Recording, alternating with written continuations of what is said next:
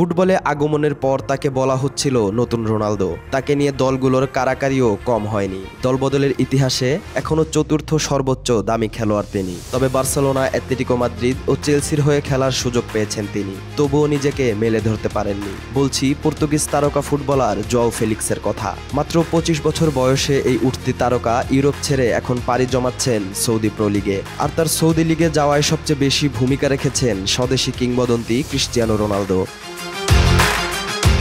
বয়স মাত্র 25, খেলার বিচারে এখনও ইউরোপের সর্বোচ্চ লিগে খেলার যোগ্যতা রাখেন জোয়াও ফেলিক্স। কিন্তু এত কম বয়সে ছাড়ছেন ইউরোপিয়ান ফুটবল। প্রশ্ন জাগতে পারে, ইউরোপে দল না পেয়েই কি সৌদি প্রো লিগে যোগ দিচ্ছেন তিনি?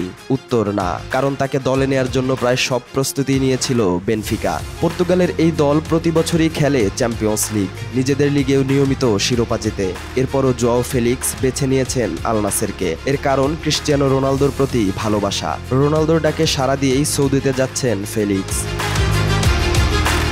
2026 বিশ্বকাপে পর্তুগাল দলের অন্যতম খেলোয়াড় হিসেবে থাকবেন ফেলিক্স, সেটা অনুমেয়। একই সঙ্গে আগামী বিশ্বকাপ খেলবেন 40 বছর বয়সী ক্রিস্টিয়ানো রোনালদো। তাই বিশ্বকাপ প্রস্তুতি সেরে নিতে রোনালদোর সঙ্গে একই দলে খেলতে আগ্রহ দেখিয়েছেন ফেলিক্স। অবশ্য এর পেছনে রোনালদোর অবদান অতুলনীয়। এই কিংবদন্তির পরামর্শেই আল নাসেরে যোগ দিচ্ছেন তিনি। রোনালদোর মতো মহাতারকার সঙ্গে খেলার সুযোগ হাতছাড়া করতে চায়নি ফেলিক্স নিজেও, তাই এত অল্প বয়সেই ইউরোপ ছাড়ছেন তিনি।